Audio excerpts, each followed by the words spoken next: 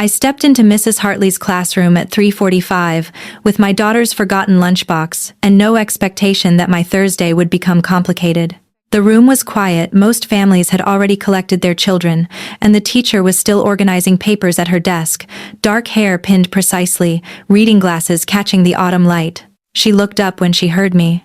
For exactly 1 second, her composure held. Then it cracked just enough that I saw it, a flush moving up from beneath her collar, her eyes doing something careful with my face. She recovered immediately, professional and poised, but I had already seen the real reaction. The one that lasted less than a breath. If you want to hear uncensored, too hot for YouTube stories, check out my Patreon in the description. Tell us where you are watching from, and subscribe. Mrs. Hartley stood. That was the first thing I noticed, the deliberation of it, the way she moved from sitting to standing, the way she probably did everything, with complete control and a precision that suggested she had thought through the movement before executing it. She was tall. I had not registered this before, probably because I had only ever seen her from the distance of a parent-teacher conference or a school event, always with the careful professional spacing that exists between parents and teachers. This close, in the empty classroom, with the afternoon light doing something to her face, I registered quite a bit. "Miss Brennan," she said. I was not expecting anyone. Her name was Hartley.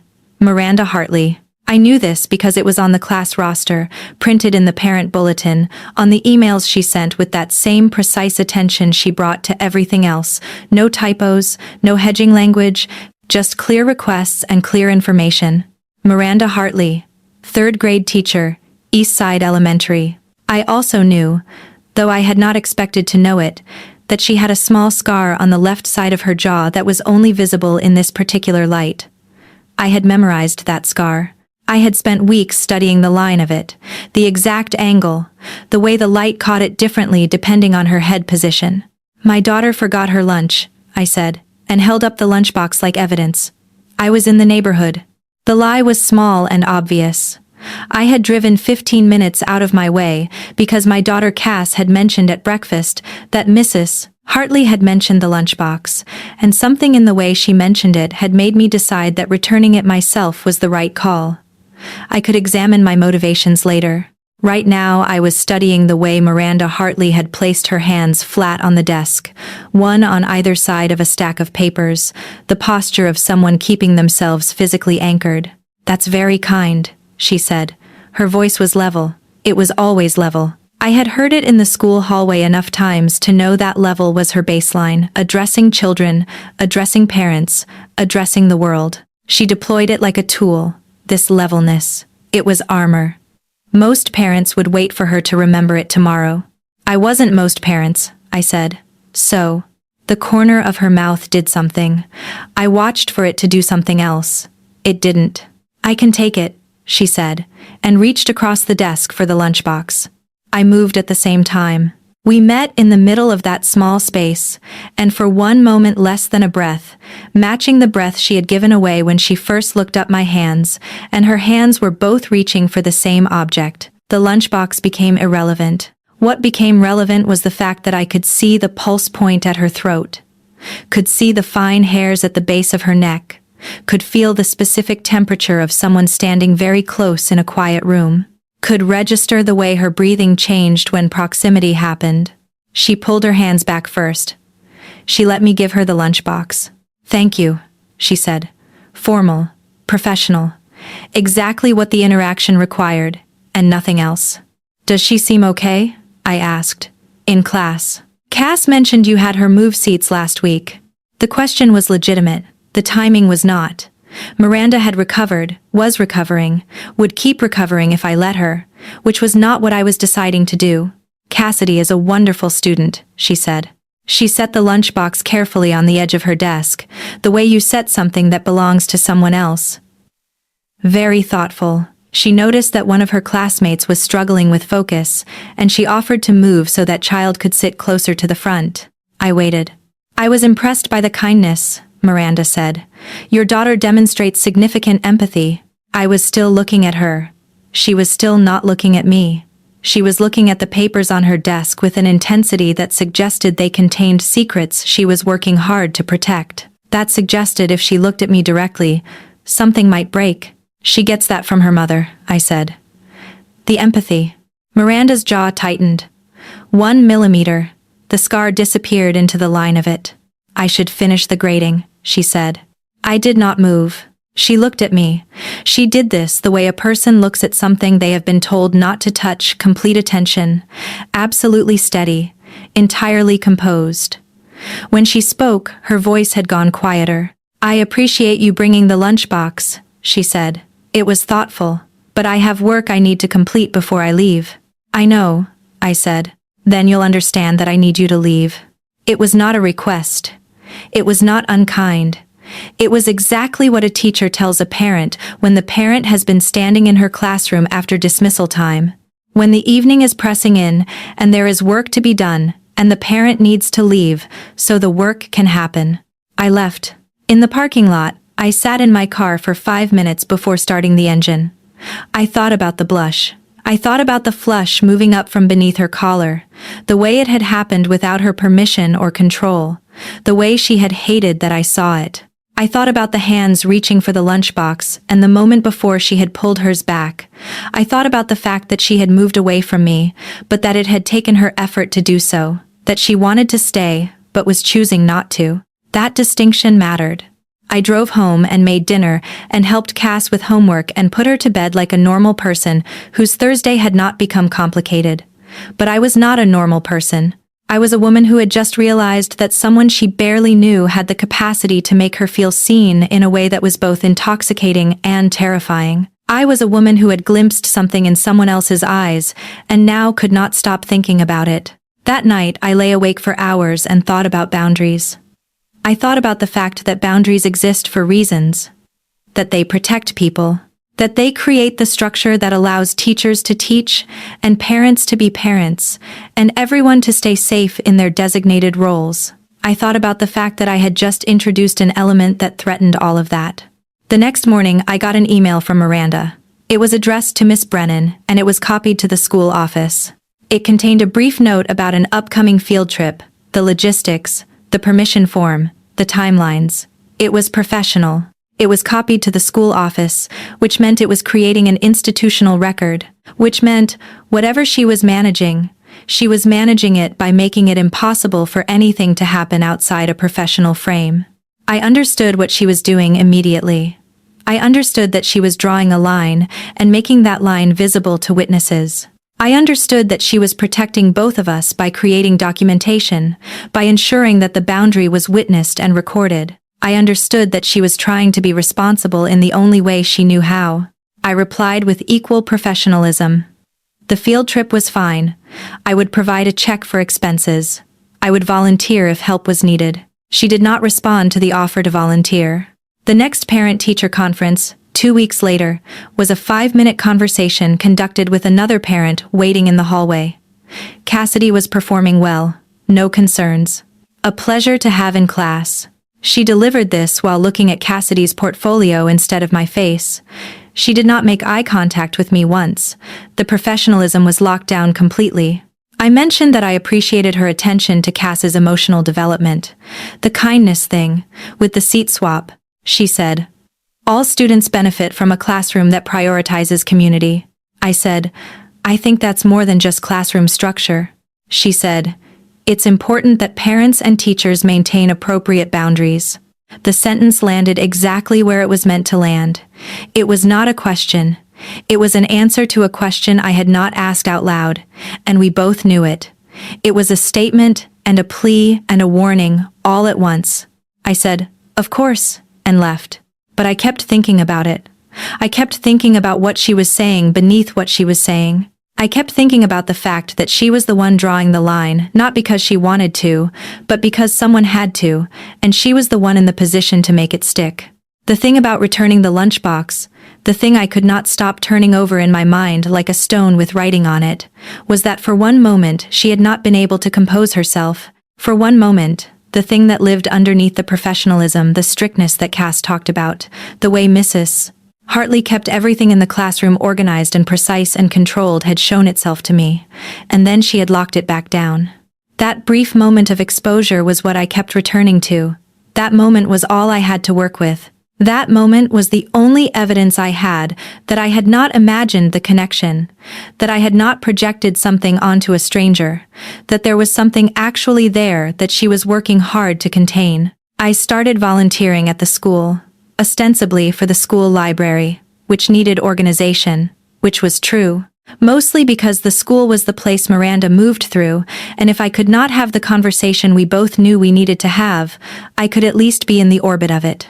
I could at least position myself in spaces where she might encounter me, where she might see that I was taking her seriously by maintaining my presence. I saw her in hallways. She saw me. She would nod, briefly, and then adjust her course or her attention to something else. She was very good at not acknowledging. She had built a high wall out of professionalism and was maintaining it with the kind of discipline that suggested the wall was necessary. That suggested she was protecting something that, if it got out, would destroy everything. 3 weeks after the Lunchbox incident, there was a school event. A fall festival. Pumpkins, hay bales, volunteers running stations.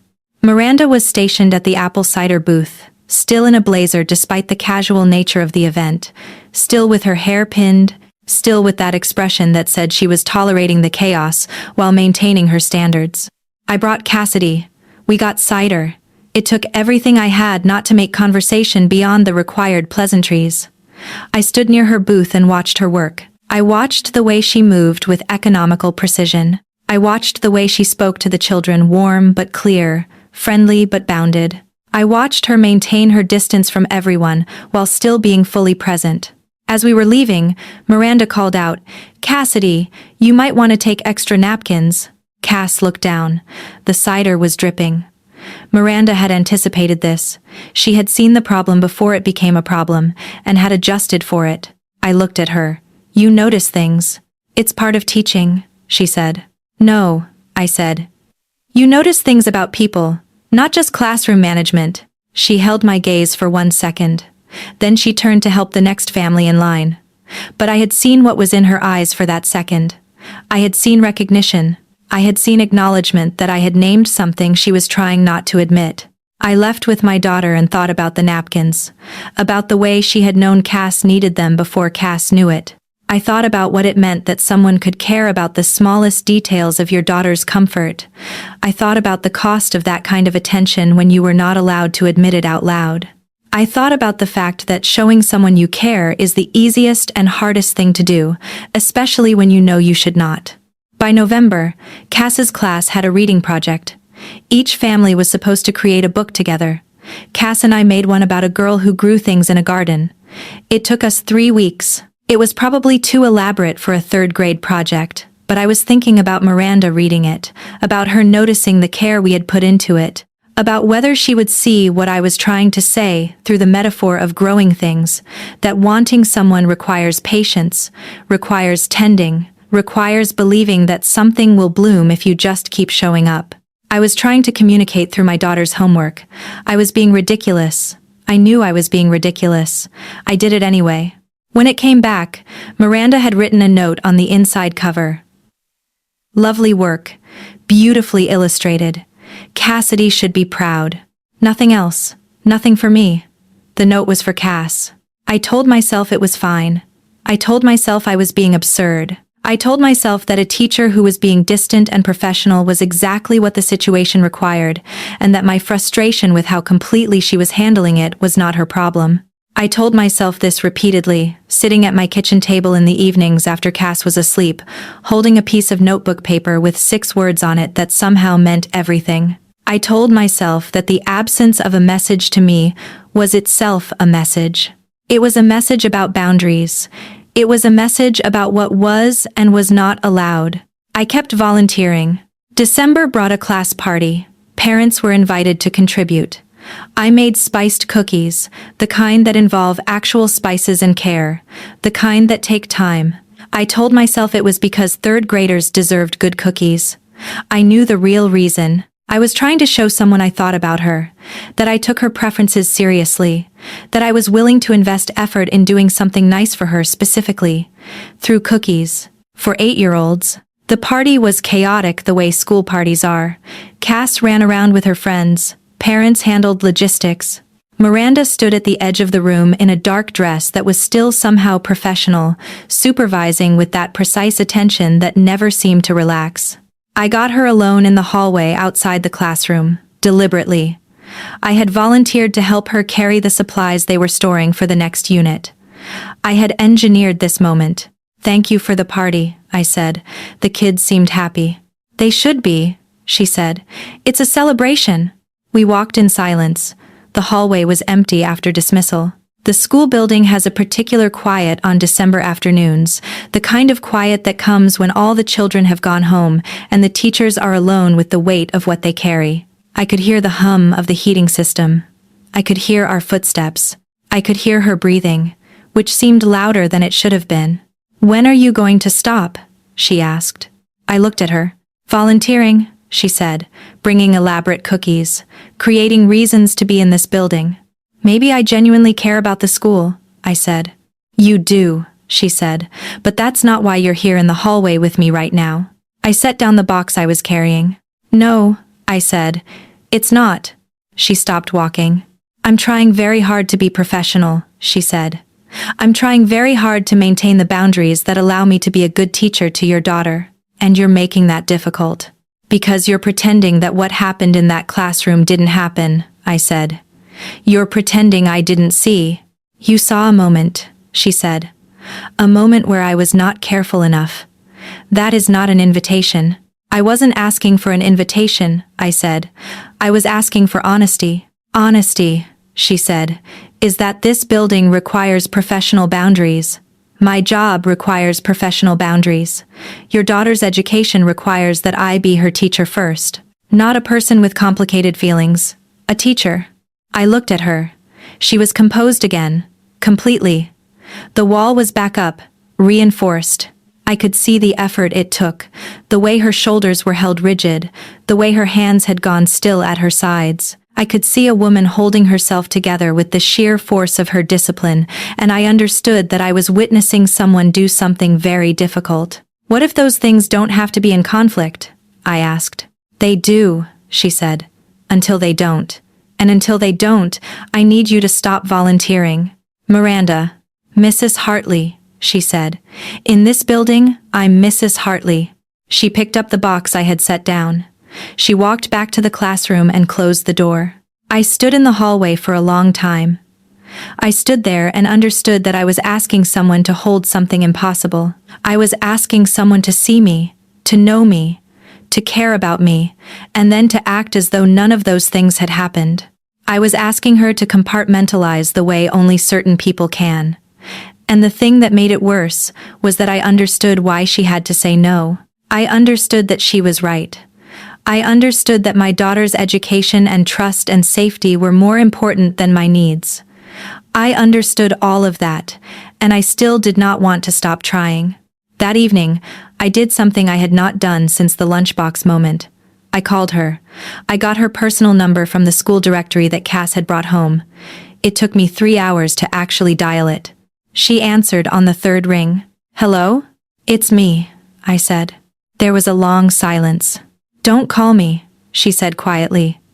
"Please don't call me. I just wanted—" "I know what you wanted," she said. "But you can't have it. Not like this, not now." "How long?" I asked. "How long until I can have it?" "I don't know," she said. "I don't even know if I should answer that question." "Please," I said. Another silence. I could hear her breathing. I could hear the effort it took for her to form the next words. "When Cass is not my student anymore," she said finally. "Not before. It wouldn't be fair to her. It wouldn't be fair to any of us." "That could be years," I said. "I know," she said. And then she hung up. I held the phone for a long time after she hung up. I thought about the fact that she had answered at all. I thought about the fact that she had given me a timeline, even though giving me a timeline was dangerous. Even though knowing there was a point at which this might be possible was dangerous. The week before winter break, I got an email from the school office. There was a parent volunteer mixer, holiday party, teachers and volunteers socializing outside the structure of school events. It was at a restaurant downtown. Friday evening. I was not sure if Miranda would be there. Teachers were not required to attend. She struck me as someone who might have reasons to decline. I attended anyway. She was there. She was in a dark blazer over a blue dress, and her hair was down, and she was talking to another teacher by the bar with a drink in her hand that she was not drinking. When she saw me arrive, she went very still. I got a drink. I positioned myself on the opposite side of the room. I did not approach her. I just existed in the same space, made it possible for her to see me if she chose to.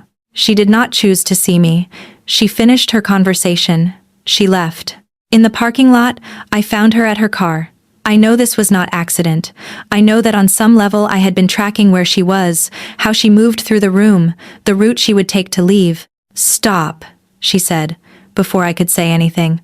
"Please just stop." "I'm not going to stop," I said. "I'm not going to go away. And I'm not going to pretend that the way you looked at me in your classroom was just a moment of carelessness." She turned. Her face was exposed in a way I had not seen it since that afternoon. Dark hair falling around her shoulders, the composure cracked enough to show what was underneath. What was underneath was exhaustion. What was underneath was fear. What was underneath was wanting something she believed she should not want. "You have a daughter," she said. "You have custody and responsibility and a child who trusts me to be her teacher and nothing else. Do you understand what asking me to stop maintaining that boundary costs? Not for me. For her. For what your daughter would have to process if anything happened between us." I had not thought about it that way. Or I had, and I had decided that the cost was worth paying. But hearing her say it out loud made it real in a way my private rationalizations had not. It made me confront the fact that my desire was not the only thing on the table. My daughter's trust was on the table. Her education was on the table. The stability of her world was on the table. "So don't ask me to explain it," Miranda said. "Don't ask me to justify why I maintain professional distance. Don't make me choose between being honest with you and being responsible to your daughter." She got in her car. "I'm not asking you to choose," I said through the window. "I'm asking you to wait." She looked at me. Sad. Resolved, like she had already made a calculation and accepted the outcome. "Wait for what?" she asked. "Until she's not your student anymore," I said. "Until the professional boundary has a reason to end." She started the engine. "Cass is in 3rd grade," she said. "That's 7 more years." "I know," I said. She pulled out of the parking spot. I stood in the parking lot and watched her drive away and understood that she had just told me something I needed to know. 7 years. That was how long we had. 7 years of her being her teacher, of maintaining boundaries, of her looking at me and pulling her hands back from the lunchbox. 7 years of waiting. I went home and looked at my daughter sleeping and thought about what I was offering her mother, what I was asking both of them to wait for. I thought about the ethics of it, the messiness of it, the way that love does not always arrive at convenient times or within convenient structures. I thought about the responsibility I carried as a parent. I thought about the responsibility Miranda carried as a teacher. Then I thought about Miranda, about the way she had said she was trying very hard, about what it cost to try very hard at something you did not want to do. I thought about the fact that she had been honest with me. She could have let me keep trying, keep volunteering, keep creating reasons to be near her. Instead, she had told me the truth. That she cared, that she could not act on it, and that waiting was the only thing that made both of us safe. I decided that 7 years was acceptable, that waiting was something I was capable of, that if Miranda could hold this boundary for 7 years, I could respect it. What I had not decided was that the waiting would become the most complicated part, that the knowing would be worse than the not knowing, that acknowledging what we both felt would somehow make it harder to maintain the boundary, not easier. The 7 years did not pass the way I expected them to pass. I thought it would be a slow fade, a gradual forgetting. The kind of thing that time does to intensity dulls it, makes it manageable, eventually makes it feel like a story you told yourself once, and decided not to repeat. I have learned that I am bad at predicting what time actually does to want. What time did was make it more specific, more painful, more real. The first year was the hardest. I went to every school event with the kind of deliberation that suggested I was making a careful choice, which I was. I would stand at the back of the gymnasium during assemblies and watch Miranda moderate the crowd with that precise attention, and I would think about what she had said in the parking lot. That she was trying very hard. That maintaining the boundary cost something. I started seeing what the cost looked like. It was written on her face. It was in the way her eyes flickered when she saw me in a crowd, that microsecond of recognition before she could compose herself. It was in the way she positioned herself, so she was never looking at me when I might be looking at her. It was in the way she would find something to do with her hands when there was nothing to do with her hands, just to avoid stillness, just to avoid having a moment where her composure might slip. It was in the way her composure required more effort as the months progressed. In September it had been natural, automatic, the professional mask she wore like a second skin. By December, I could see the work of it.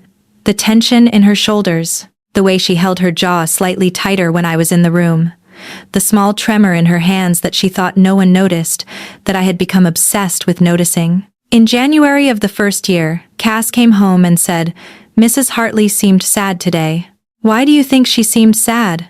I asked, trying to keep my voice neutral, trying not to reveal the fact that I spent a lot of time thinking about whether Mrs. Hartley seemed sad. "I don't know," Cass said. She just did. Her smile doesn't reach her eyes the way it used to. I understood that I was not just affecting Miranda. I was affecting my daughter's perception of her teacher. That my daughter was noticing that the woman she cared about was hurting. That was a weight I had not fully accounted for. That was a cost that extended beyond just Miranda and me. "I'm sure she's fine," I told Cass, hating the lie. Teachers just have a lot on their minds. That evening, I sat at the kitchen table and wrote a letter to Miranda. I did not plan to send it. I just needed to acknowledge, on paper, what I was doing to her. "I know I'm making this harder," I wrote. "I know that every time I show up at school, every time I volunteer, every time I create a reason to be near you, I'm adding to the weight you're already carrying. I know that you came to me with clear boundaries, and I have repeatedly tested them. I'm writing this to tell you that I see it. I see what it costs you. I see the way you hold yourself rigid when I'm in a room. I see the way your hands shake after we've been close. I see the sadness in your eyes that my daughter noticed. I'm writing this to tell you that I understand why you need the boundary, and I'm going to stop testing it. I'm going to respect it. I'm going to step back." I never sent the letter. But I kept it. I kept it as a reminder of the promise I was making to her without saying it out loud. The next week, I stopped volunteering at the school. I did not announce it. I simply did not show up for the volunteer shifts I had signed up for. I did not create reasons to be in her building. I did not position myself in hallways where she might encounter me. When Cass asked why I had stopped, I said simply, "I thought I would focus more on being home with you instead. Spending time with you is more important than anything else." It was true. But it was also a way of respecting the boundary, without having to explain to my daughter that I was backing off, because the woman she cared about was suffering. That month, I received an email from Miranda. It was marked as sent from her school account, but the subject line just said, "Thank you." The body of the email contained only, "I noticed. I appreciate it." I understood that she had noticed that I had stopped. I understood that my stepping back had mattered to her. I understood that we were having a conversation that neither of us could speak out loud, but which was nonetheless real. In March of that year, I saw her at a grocery store. We were both reaching for the same brand of coffee. Our hands touched over the bag. "Hi," she said. "Hi," I said. We stood there for a moment, our hands still touching on the coffee bag, neither of us moving. "I got your message," I said. "The thank you." "I meant it," she said. Stepping back was the right choice. "It's still hard," I said. "I know," she said. "It's hard for me too." She picked up the coffee bag. She moved away. But not before I saw the way her eyes lingered on my face, the way she was memorizing something about me, the way she was storing this moment for later. In April, I started working from home 2 days a week. Not because I was avoiding her, just because I needed the time and space to process what I was doing to my life. I was waiting for someone who had explicitly told me to wait. I was building my life around a possibility that might never materialize. I was putting my daughter through the experience of having a parent who was emotionally unavailable because she was focused on someone else. I called a therapist that month, not to get over Miranda, but to figure out how to wait in a healthy way, how to maintain hope without losing myself, how to respect a boundary while still honoring my own feelings. The fact that you're respecting the boundary is good, the therapist said, but you need to make sure you're not just putting your life on hold. You need to make sure you're living right now, not waiting for later. So I tried. I focused on my job. I focused on Cass. I went on dates with people who were available, who were not my daughter's teacher, who did not require me to wait 7 years. None of them worked out. None of them could compare to the feeling I had when I was near Miranda. By May, I had stopped dating other people. I had accepted that I was waiting. I had accepted that the waiting was my choice, and I needed to make peace with it. In June, the school year ended. Cass's third grade year was over. Mrs. Hartley would not be Cass's teacher anymore. On the last day of school, Cass came home with a note from Mrs. Hartley. It was in her precise handwriting, on school letterhead. Dear Cassidy, it has been a pleasure having you in my class this year. You have shown tremendous growth in your reading and in your kindness to your classmates. Keep being the thoughtful person you are. Enjoy your summer. Best, Mrs. Hartley. Cass was sad about saying goodbye to her teacher. I held her while she cried, and I did not tell her the real reason Mrs. Hartley had been distant this year. I did not tell her that her sadness was somehow connected to my waiting. I just let her grieve the end of a school year and the loss of a teacher she had loved. That summer, I did not see Miranda at all. We had no school events to attend. We had no reason to be in the same space. The boundary held perfectly because the circumstances had changed. I was not volunteering. I was not at the school. There were no hallway encounters, but I thought about her constantly. I wondered if she was thinking about me. I wondered if my stepping back had made it easier for her or harder. I wondered if she was relieved to have the space, or if she was suffering from the distance. By the end of summer, I was desperate. I was desperate enough to call her. I was desperate enough to break the silence we had maintained. That evening, I dialed her number. Maybe, Cass said, but she did not sound convinced. In February of the second year, I learned that she had requested a transfer. I found out from another parent, casually, over coffee at the school fundraiser. They mentioned that they had heard Mrs. Hartley was looking at positions in the district.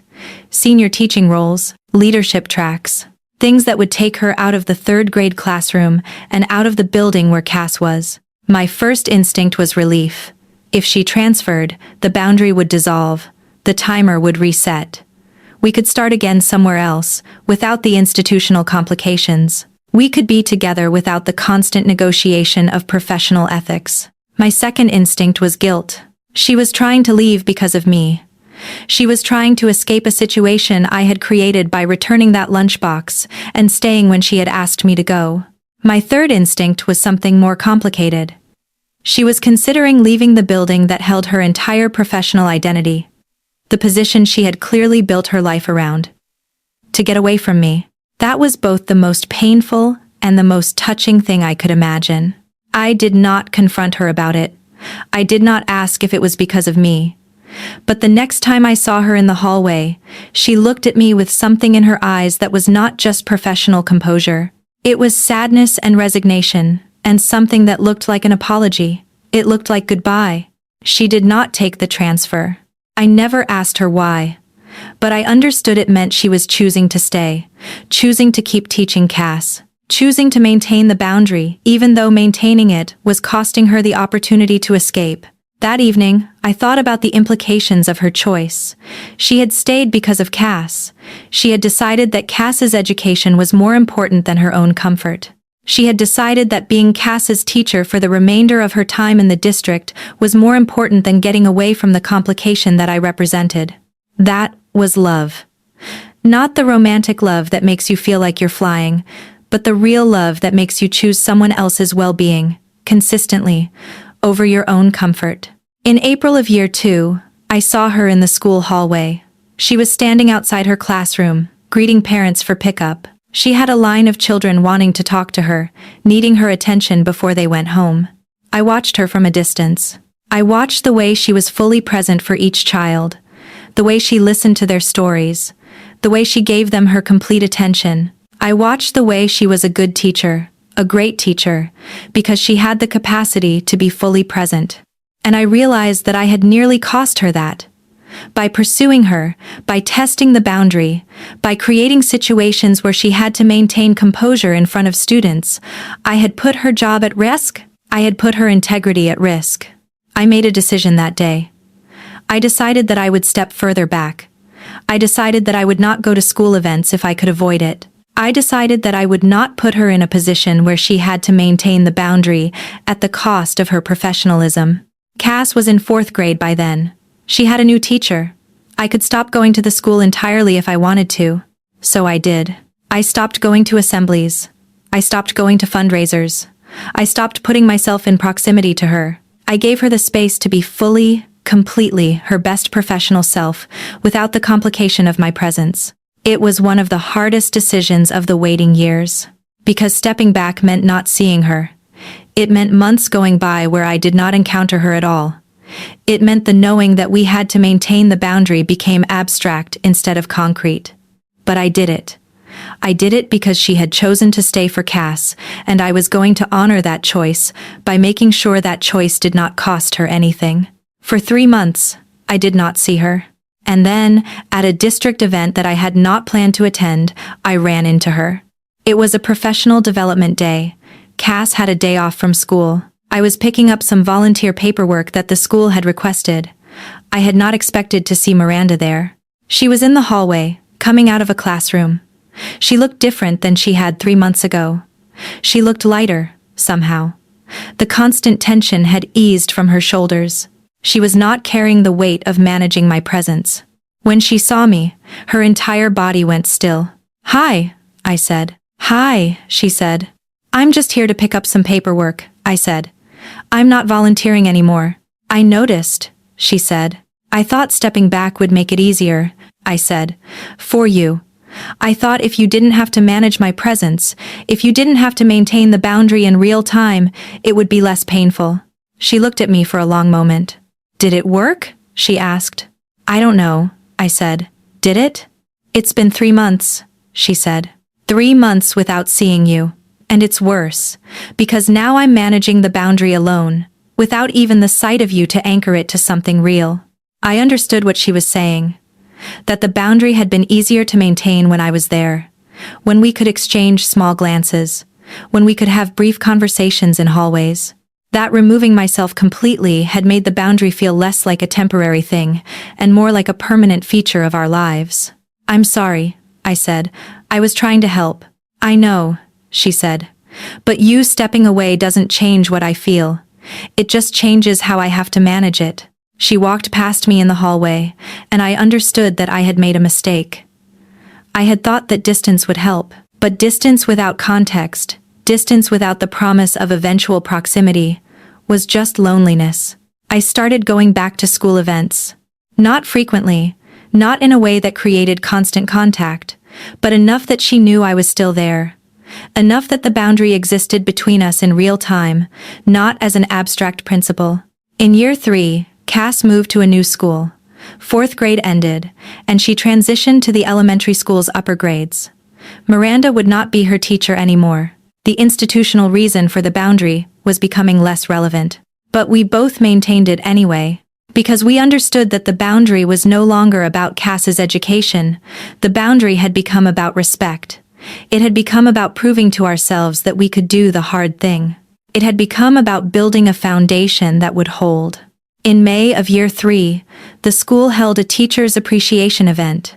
Parents were invited to contribute food and decorate the lounge. I went. I made a contribution. I participated in the decorating. And I made sure that Miranda saw me making the contribution. I made sure that she saw me thinking about her, working for her appreciation, honoring her work. When the event started, I did not approach her. I did not make conversation with her. But I positioned myself in the room so that she could see me if she wanted to look, so that she would know I was thinking about her. She was across the room, talking to other teachers, maintaining her professionalism. But I saw the moment she noticed me. I saw the slight shift in her attention. I saw the way her eyes came back to me, briefly, before she forced them back to the conversation she was having. After the event, as people were leaving, she found me in the parking lot. "Thank you," she said. "For what?" I asked. "For coming, for being present even though you didn't have to be anymore, for reminding me that I'm still worth showing up for." "You are," I said. "You always are." "I'm tired," she said. "I'm tired of waiting." "I know," I said. "How much longer?" she asked. "I don't know," I said. "As long as it takes." She nodded, and she drove away, and I understood that we were in the hardest part now. The part where the boundary had lost its institutional justification but we were maintaining it anyway. The part where it was purely a choice, not a necessity. By year 4, I had accepted that the waiting might not end. That maybe the boundary was just how we would exist together. Close but not close enough. Aware of each other but not acting on that awareness. I made peace with that thought. I made peace with the idea that maybe the best I could have was this stolen glances, brief conversations, the knowledge that she cared, the knowledge that I cared, existing in the space between what we wanted and what we could have. But I kept the faith, even when faith was hard, even when it seemed like the wait might be infinite. I kept the faith that eventually, somehow, it would be possible to cross the boundary, to be together openly, to stop managing the distance. I never asked her why, but every day that knowledge sat with me. She had chosen to stay for my daughter. That was its own kind of love. That was a love expressed through sacrifice, through the daily maintenance of a boundary that was killing her slowly, through the choosing of Cass's well-being over her own comfort. The second and third years were quieter. We had established a rhythm. I volunteered at the school in a pattern that did not put us in direct contact. I attended events where the professional frame held. When we saw each other, we exchanged the kind of pleasantries that strangers exchange. It was almost convincing. Almost, but not quite. Because underneath the pleasantries was always the knowledge that we were both aware of what we were not saying. We were both holding the shape of what we wanted and were not allowed to have. Cass stopped mentioning that Mrs. Hartley seemed sad. Maybe she had adjusted to the sadness. Maybe she had just stopped looking for it. Maybe she was old enough by then to understand that adults carry things children do not need to see. There were moments, though, small moments. In year 2, I ran into Miranda at the grocery store again. This time we actually spoke for more than a few sentences. "How's your summer going?"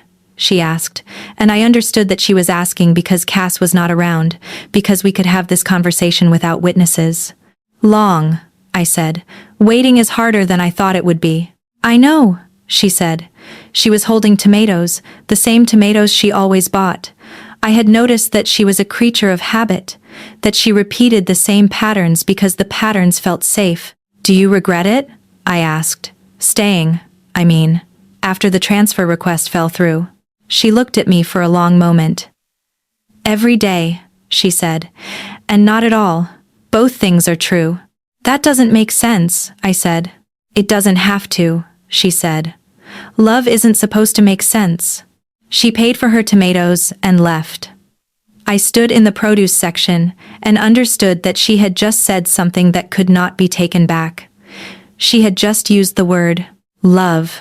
What gave it away was the thing that happened in year 3, at a school assembly in May. Cass was performing in a short play. Something about insects and ecosystems. She had practiced at home for weeks.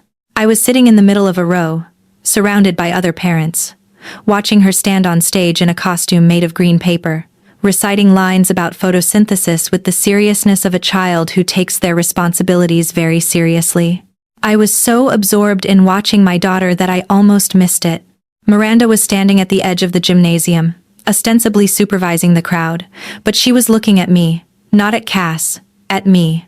And her face had that cracked open quality it got when she was not maintaining the composure, when she was just watching. The look lasted maybe 3 seconds.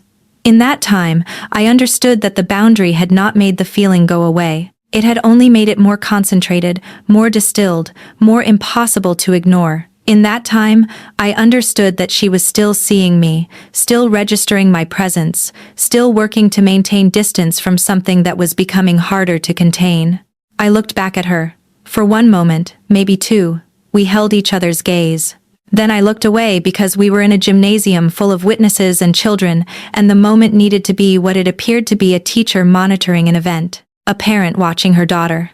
Nothing more, nothing that could hurt anyone. Afterward, in the hallway, she passed me as we were leaving. She was close enough that I could smell the specific scent she wore, something like cedar and institution and the warmth of someone who had been maintaining careful distance. Close enough that my body registered her presence with an intensity that made it hard to breathe.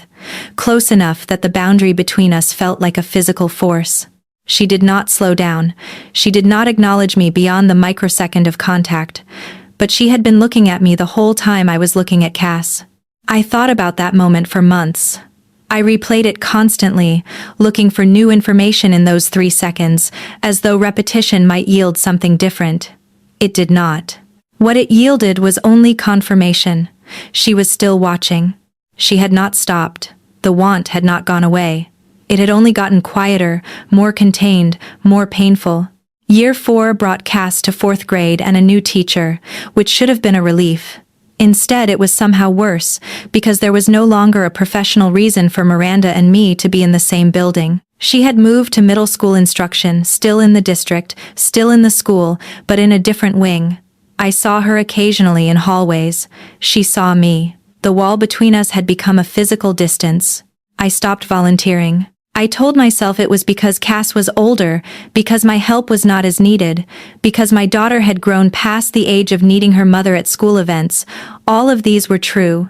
What was also true was that without the professional frame of volunteering, I had no reason to be in the building, and Miranda had made clear that she needed me not to be. I respected that. It cost me something, but I respected it. It cost me the legitimate reason to see her. It cost me the structure that had allowed us to maintain our strange dance of proximity and distance. The hardest part of year 4 was realizing that respect looked a lot like goodbye. That respecting her wishes meant accepting that I might not see her for months at a time, that I was honoring the boundary by removing myself from the spaces where she moved through. In March of year 4, I sent her a letter. I did not expect a response. I addressed it to her school email and wrote only, "Thank you for staying. Thank you for being willing to wait." She did not respond, but the next time I saw her in a hallway at a school assembly, she was wearing a scarf I had never seen before. It was blue. It was the exact blue of the lunchbox. I understood that she had seen it and bought it. I understood that she was telling me she had received my letter. I understood that she was acknowledging me in the only way she could. In year 5, I saw her at a grocery store. She was in the produce section, selecting tomatoes with the same precision she brought to everything. She was in civilian clothes, jeans, and a sweater, her hair down. For 1 second, she was just a person buying groceries. Then she looked up and saw me, and the professionalism came back online like a switch had been flipped. But before it did, for that 1 second, I saw the cost written on her face. She looked tired. Not unhealthy tired. The kind of tired that comes from maintaining something difficult over a long period of time. The kind of tired that tells you the person is still holding what they said they would hold, and it is still costing them. The kind of tired that shows what 5 years of boundary maintenance does to someone. "Hi," I said. There was no audience. There was no frame. There was just me and her in the produce section of a grocery store in the afternoon. "Hello," she said. "Professional, even here." The professionalism was automatic now, reflexive. It was the first thing that came up when she encountered me, like a defense mechanism she could not turn off. "How are you?" I asked. I was not asking about curriculum. I was asking if she was surviving. I was asking if she was okay. I was asking if she regretted this decision. "I'm well," she said. "Thank you for asking." We stood there for a moment. I wanted to ask her when she thought it might end. I wanted to ask her if she was counting the years the way I was. I wanted to ask her if she thought about me when she was alone. "Cassidy is doing well," she said instead, changing the subject. "I see her test scores. The middle school sends reports to the district. She asks about you sometimes," I said. "Whether you're happy teaching the older grades." Miranda's jaw did that thing, that small tightening that meant she was accounting for something. Accounting for the fact that my daughter missed her. accounting for the weight of that. "I'm happy," she said. "It's the right position for me." She picked up her tomatoes. She went to check out. I stood in the produce section with my own basket and understood that the 7 years were not going to be easier. They were going to stretch on like this, filled with brief encounters and careful distance, and the constant, exhausting work of pretending that we were not destroying ourselves a little bit every day. In May of year 5, I sat down and did the math. If Cass graduated middle school in June of year 7, that meant I only had 2 more years of waiting. 2 years. After 5 years of maintaining the boundary, 2 years seemed like nothing. I wrote it down. I put it on a piece of paper and stuck it on my mirror. 2 years. That was all that stood between me and the possibility of being with Miranda openly. I told myself that it was worth it. I told myself that I could wait 2 more years. After 5, 2 was nothing. But it was harder than I thought it would be. Because now the end was in sight. Now the possibility of the boundary ending was no longer abstract. It was concrete. It was 2 years away. In June of year 5, I saw Miranda at a community event. She was there with other teachers from her district. I was there with Cass. When she saw us, her entire body went still. I saw her register the fact that Cass was with me. I saw her realize that Cass had grown, that another year had passed, that we were closer to the end of the waiting. She excused herself from the conversation she was having. She approached us. "Hello, Cassidy," she said. "It's good to see you. How is your year going?" "Good," Cass said. "I'm almost done with middle school. Then I'll be in high school." "Yes," Miranda said. "I saw the assignment letters. You'll be at Jefferson High." "You know what high school I'm assigned to?" Cass asked. "I check those things," Miranda said, and I understood that she was keeping track of Cass's progress through school. That she was counting down the years just like I was. After the event, I followed her to her car. 2 years, I said. "I know," she said. "Can you wait 2 more years?" I asked. "Yes," she said. "If you can." "I can," I said. "Good," she said. "Because I don't think I can wait much longer than that." Year 6 was when the boundary started to actually crack. The years of maintenance had worn it thin. It was still holding, but you could see the fractures. You could see the places where it was about to give. It happened at a district-wide professional development day. All the teachers in the district were required to attend. The event was held at the high school, auditorium sessions in the morning, breakout workshops in the afternoon. I was volunteering at the registration desk for some parent-run portion, a fundraiser, a booth.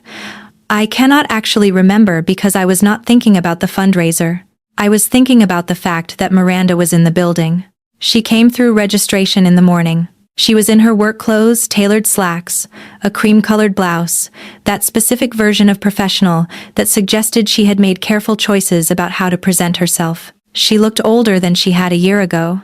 The tiredness had settled into her face the way tiredness does when it has been carried for a long time. It had become part of her structure, part of her composition. When she saw me behind the desk, she did that thing where her step faltered. Just barely. Just enough that I noticed. Just enough that I understood that seeing me still affected her, still required effort to manage. After 6 years, it still took effort. "Morning," I said. "Good morning," she said. She said it to the desk, not to me. I processed her registration. I handed her her badge. I did this with the professionalism the moment required. But my hands were not quite steady, and she noticed my hands were not quite steady, and when she reached to take the badge, our fingers almost touched and both of us pulled back at the same time, and the badge fell on the desk between us. She picked it up. Her hand was shaking slightly. I had never seen Miranda's hands shake. Not in 2 years of controlled interactions. Not in 3 years. Not until this moment when the boundary was beginning to fray at the edges, when 6 years of maintenance was wearing thin. "Thank you," she said, and walked away. I sat at the registration desk for the rest of the morning and thought about her hands. I thought about what it meant that after 6 years, she still responded to near contact with trembling. I thought about what it meant that the boundary had not weakened her feelings. It had only compressed them into something more intense, more difficult to contain, more dangerous. At lunch, I found myself in line behind her at the cafeteria. This was not accident. I had found out from the schedule where she would be. I had engineered this moment deliberately. She had a salad and coffee. I got the same thing. I stood behind her close enough to be intimate and far enough to maintain the appearance of distance. I stood close enough to see the small tremor in her shoulders that suggested she knew I was there, that my presence had registered in her body before her mind could compose a response. "Hi," I said quietly. She did not turn around immediately. She stood in line for several seconds without responding, and I understood that she was gathering herself, preparing the professionalism that she would need to deploy. "We're supposed to be maintaining appropriate boundaries," she said, but her voice was different, smaller, tired in a way that had moved beyond physical exhaustion into something existential. 6 years of exhaustion. 6 years of holding something that was becoming heavier, not lighter. "I know," I said. "I'm just standing behind you in a lunch line." "You're doing it deliberately," she said. "I know," I said. "I'm sorry." "Don't apologize," she said. "Just stop." But she did not move. She did not leave the line. She stood there with me, both of us pretending this was accident, both of us knowing it was not. She turned. Her eyes were different than they had been in the grocery store. Darker. Like she had stopped trying to pretend she was fine with waiting. Like the waiting was finally showing its cost visibly. Like she was at the end of something. "How much longer?" she asked. It came out barely above a whisper. It was the first time she had asked in years. It was the question that broke open everything we had been holding carefully closed. "1 more year," I said. "Cass finishes middle school next June. If she goes to the high school she was assigned." "She is," Miranda said. "I saw the assignment letter." We stood in line. The cafeteria was loud around us, full of teachers and administrators and volunteers having normal conversations. We were having the most important conversation either of us had had in years, and no one knew. No one was listening. It was just us, and the hum of the cafeteria, and the weight of 6 years of waiting. "Then 1 more year," I said. "That's too long," she said. "I know," I said. She turned back around. She did not eat her lunch. She threw most of it away and left the cafeteria. I sat at a table alone and thought about what she had just said, that it was too long, that the waiting had become unsustainable, that she was at the limit of what she could hold. I wanted to follow her. I wanted to find whatever room she had gone to and tell her we did not have to wait. I wanted to acknowledge that I had been asking something of her that was becoming impossible to sustain. I wanted to absolve her of the responsibility I had placed on her shoulders. I did not follow her. I sat at the table and finished my coffee and thought about responsibility and boundaries and what it meant to love someone enough to let them maintain them, even when maintaining them was killing you both. I thought about the fact that she had said yes to 1 more year. She had agreed to wait 1 more year. That meant something. That meant she had decided that I was worth it. That meant she had decided we were worth it. That evening, I called a therapist. I had been carrying this alone for so long that I had not acknowledged how heavy it had become. I sat in a neutral office with a stranger and talked about a woman I could not name, a boundary I did not have the right to cross, and a waiting period that was becoming its own form of damage. "It sounds," the therapist said carefully, "like you are both suffering from the structure you have created." "The structure is necessary," I said. "Is it?" she asked. "Or is the structure creating suffering that the situation itself does not require?" I did not answer that question. Not in the session, but I carried it with me. That question became a stone in my pocket, something I touched periodically and felt weigh on me. That question stayed with me for the rest of the year. The last semester of middle school was strange and compressed. Cass was busy with final projects, high school placement tests, the particular chaos of transitioning up. I was busy trying not to think about June, about what June meant, about whether everything I had been waiting for was actually going to happen, or whether the boundary had become so habitual that Miranda would find another reason to maintain it even after it no longer had institutional justification. I was terrified that she would change her mind. I was terrified that 7 years of maintenance had made the boundary permanent. I was terrified that she had learned to live without me and did not need me anymore. In May, I got an email from her. The subject line said, "Cassidy's final report." The email was short, professional language about academic performance, engagement, growth. It was the kind of email a teacher sends to a parent about a student who is transitioning. At the very end, there was one line that was not in her standard template. "It has been a privilege to teach your daughter. I hope you know that." I read that line 40 times. I read it until the words stopped meaning anything except that it was the closest she would allow herself to come to saying goodbye. It was the closest she would allow herself to come to admitting that teaching Cass had meant something more than teaching. It was the closest she would allow herself to come to me without crossing a line that was about to become obsolete. June arrived. Cass graduated from middle school on a Thursday evening in a gymnasium, very much like the one where I had watched her perform the insect play in year 3. Parents filled the bleachers, teachers lined the stage. The principal called names. Cass walked across the stage and received her certificate and moved on to whatever came next. I watched for Miranda. She was not on stage. She was not in the gymnasium. She had recused herself. She had stepped back from the one last opportunity to be in the same room as Cass as her teacher, recognizing that the boundary was collapsing and choosing to protect it in the only way she could. After the ceremony, after Cass had been photographed and congratulated, after we had done all the things families do at transitions, I drove to the school. It was early evening. Most people had left. The building was quiet in that after-hours way that was becoming familiar to me. I found her in her classroom. Her middle school classroom. She was organizing materials in filing boxes, preparing for the end of the year the way teachers prepare for the end of the year, methodically, completely, with the attention to detail that suggested she was using the work as a container for feelings she could not quite name. She was using the work as a way to keep moving, to keep breathing, to keep doing something with her hands while her mind was somewhere else entirely. She looked up when I came in. "Cass is no longer my student," I said. She set down the file she was holding. "The instant she graduated," I said, "the professional boundary stopped being necessary." "It was necessary for a long time," she said. "I know," I said, "but it's not anymore." She looked at me. She looked like someone who had been holding something so carefully for so long that she had forgotten what it felt like to put it down. She looked fragile in a way I had never seen her look.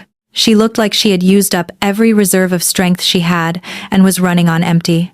"I told myself," she said quietly, "that when this moment came, I would be fine. I would be professional. I would acknowledge what happened between us. And I would be gracious about the fact that I had to wait 7 years for you to ask me not to maintain a wall.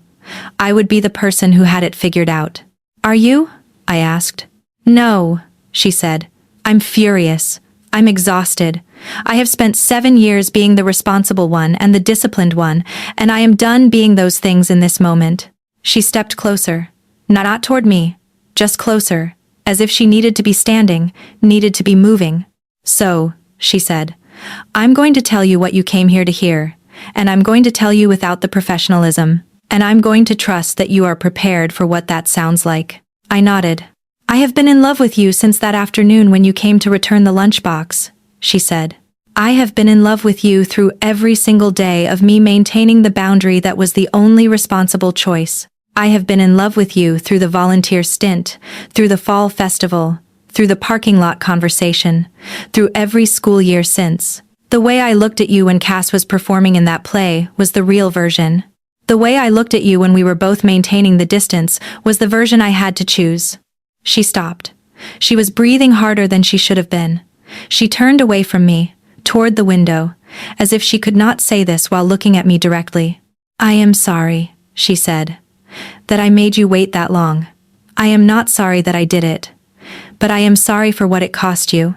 I stepped closer, not to touch her, just closer, so that she would know I was there. "I'm sorry," I said, "that I asked you to hold something this heavy for this long." "Don't apologize," she said. "You did what was right. You recognized that the boundary was necessary and you respected it. That cost you something too." We were close now. Close enough that I could see the exact composition of her face without the professionalism. Close enough that the thing that had been held back for 7 years was becoming impossible to hold back anymore. "What happens now?" she asked. "Now," I said, You get to stop holding it back." She turned to face me. For a long moment, we just looked at each other. There was nothing frantic in that moment. There was no urgency. There was only the acknowledgement that 7 years of waiting had brought us to this single point in time. She did not reach out. She stood where she was, separated from me by a distance of maybe 2 feet, and she simply looked at me. She looked at me the way you look at someone you have loved from a distance for so long that the distance has become its own reality. She looked at me like I was the thing she had built her life around without ever letting herself have. "This changes things," she said quietly. "Everything changes." "I know," I said. "Your daughter," she said. "We have to think about Cass." "I know," I said. "We will, but not right now." She nodded slowly. And then, finally, she moved. She closed the distance between us. But when she did not wrap her arms around me. She did not cross into physical intimacy. She simply set her forehead against mine, and we stood like that for a long moment. We stood close without crossing further into contact.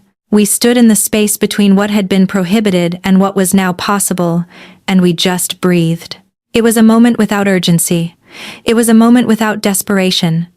It was a moment of acknowledgement that after 7 years of boundary and restraint, we did not need to rush anything. We had already waited. We could wait a little longer for the right way to do this. We had learned how to wait. When she finally pulled back, her eyes were wet. She had been crying. She had been holding so much for so long that when the dam finally cracked, even her tears came slowly, carefully, as if she could not afford to let them fall too quickly. "Come home with me," I said.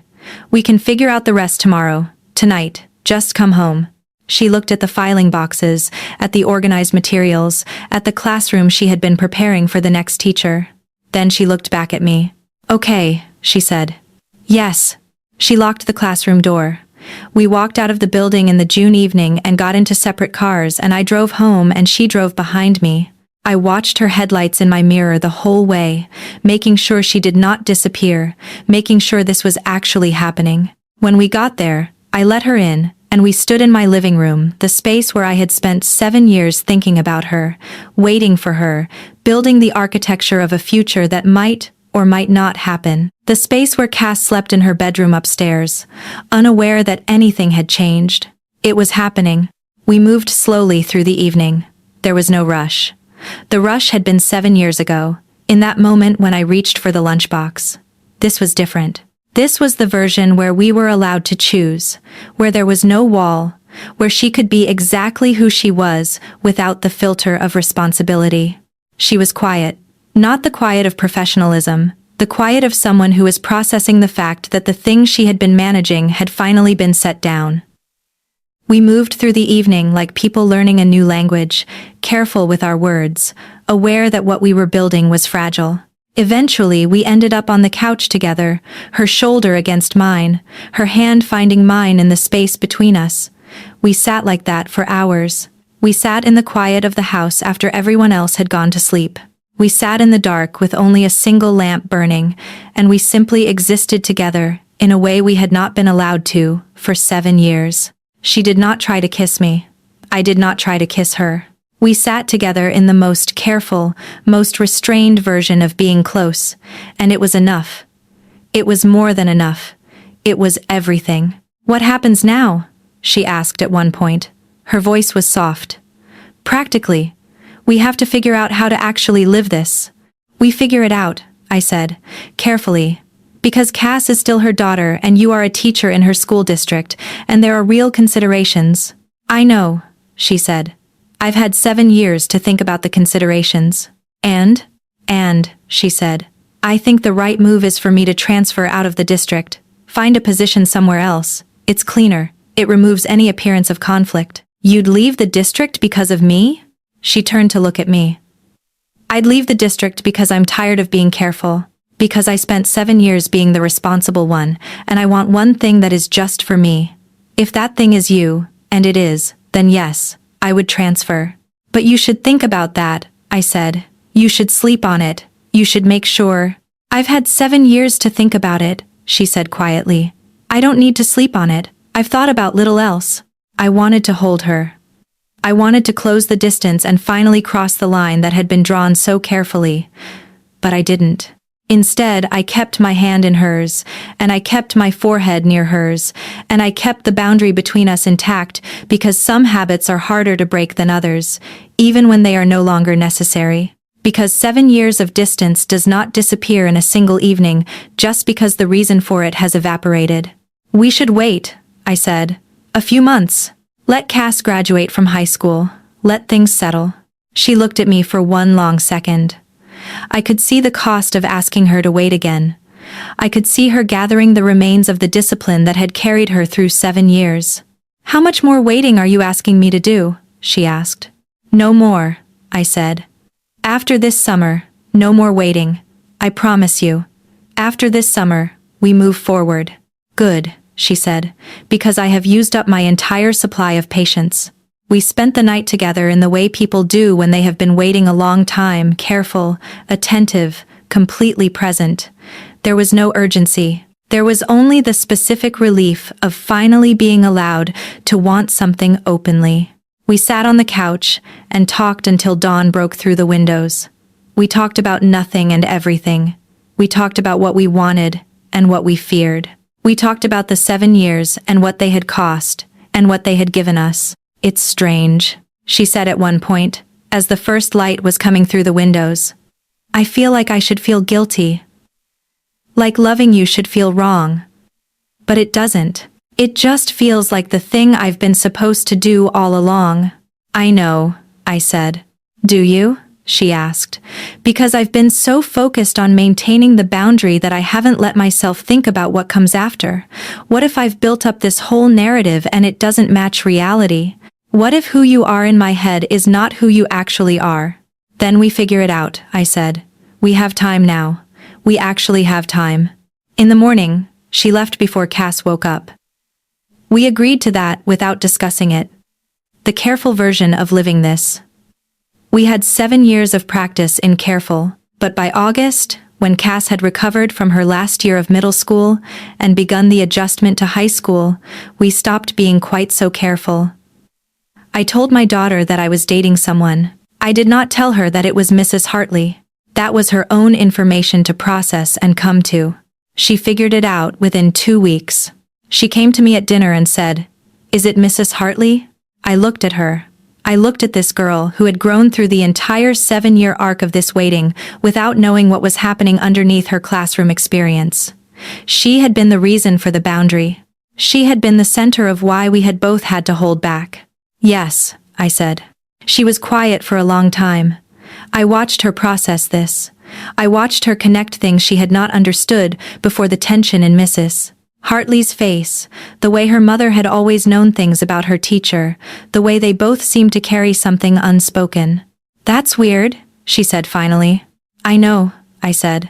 She was a good teacher though, Cass said. Like, really good. Even if she was super strict, she was. I agreed. So, Cass said, are you guys, like, together? Yes, I said. Is that okay? She thought about it. She was 14, which meant she thought about things with the seriousness of someone who understood that other people's feelings were real and consequential. Yeah, she said. It's okay. She seemed like she was waiting for something for a long time, and you seemed like you were waiting too. I had no idea what I had shown that my daughter could read that clearly. But she was right. We had both been waiting. We had both been holding something. And Cass, in her way, had understood that we were waiting for her to grow up, for the boundary to become obsolete, for the time when we could finally be what we had been trying so hard not to be.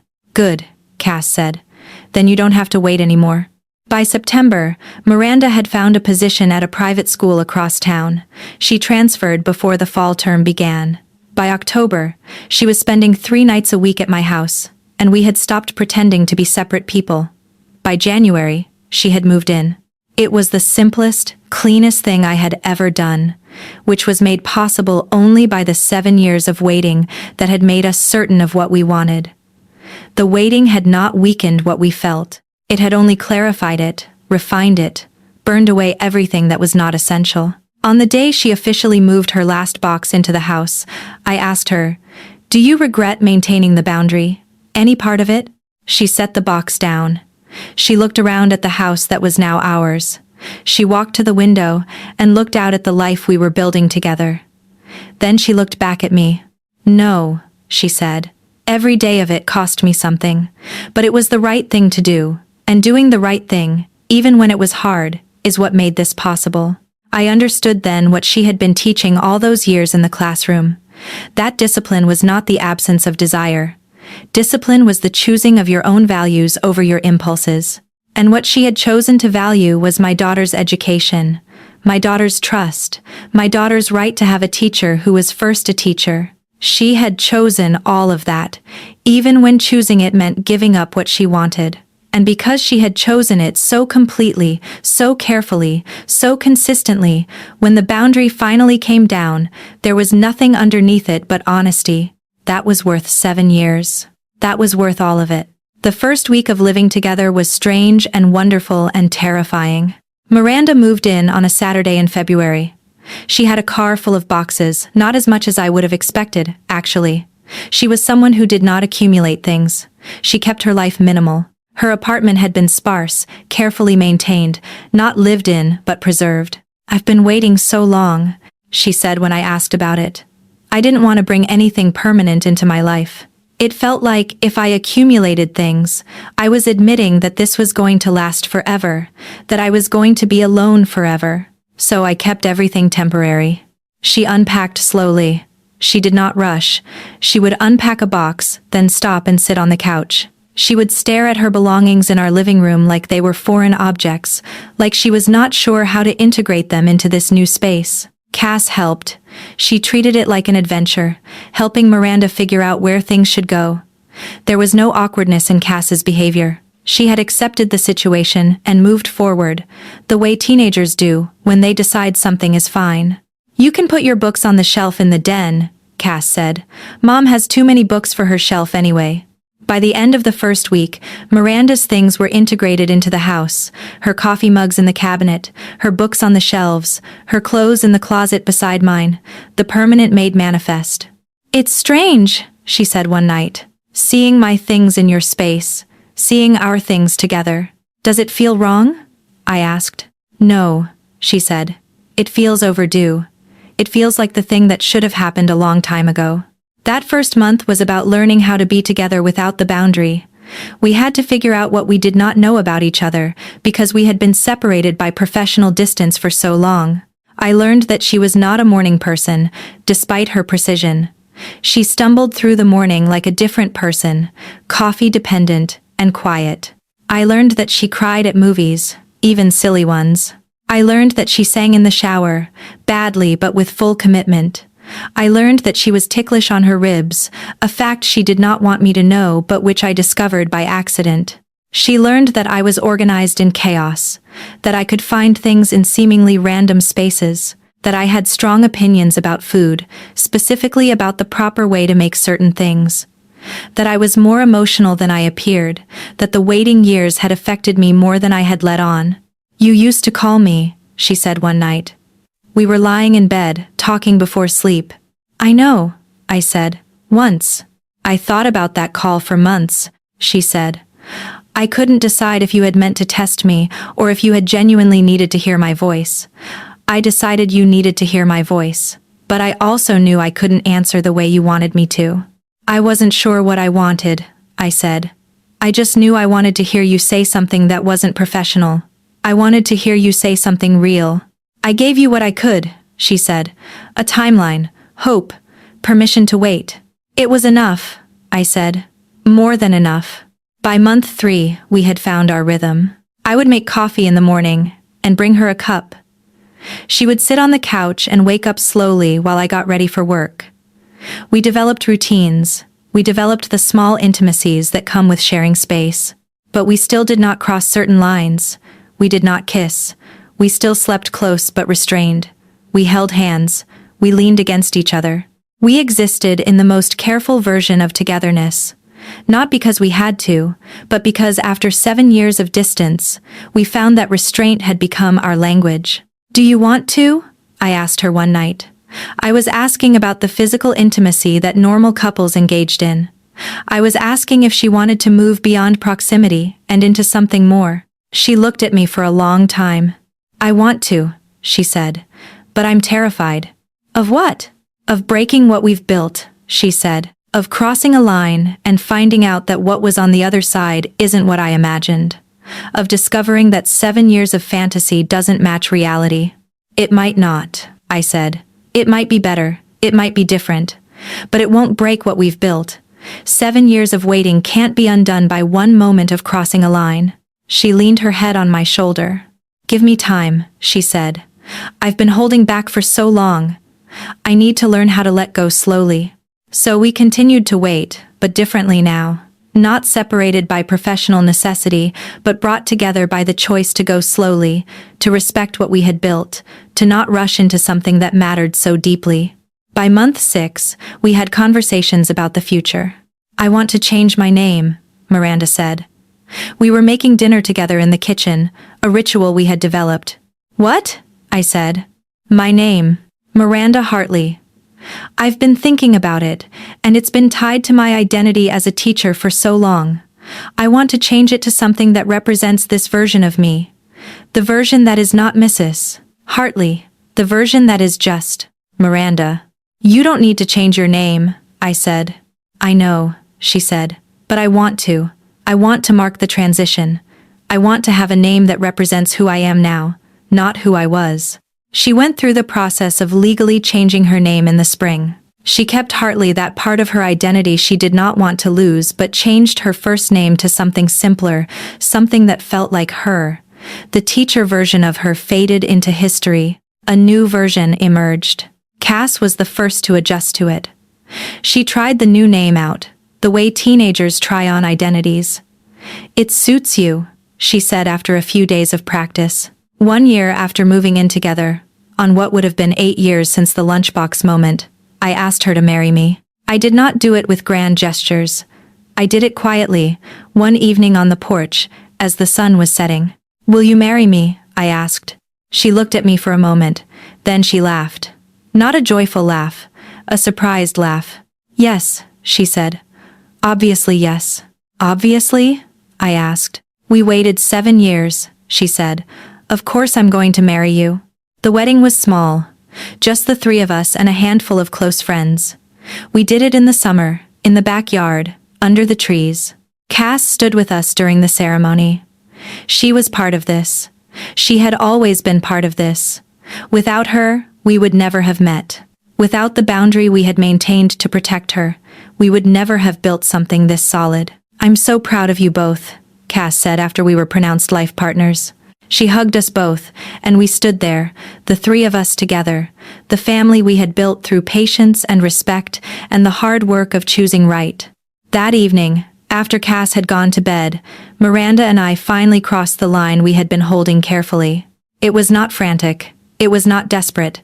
It was patient and earned and 8 years in the making. It was the physical manifestation of all the years of waiting, of restraint, of choosing each other despite the obstacles. Afterward, she cried. Not sad tears, tears of relief, of release, of finally being able to fully express what had been held back for so long.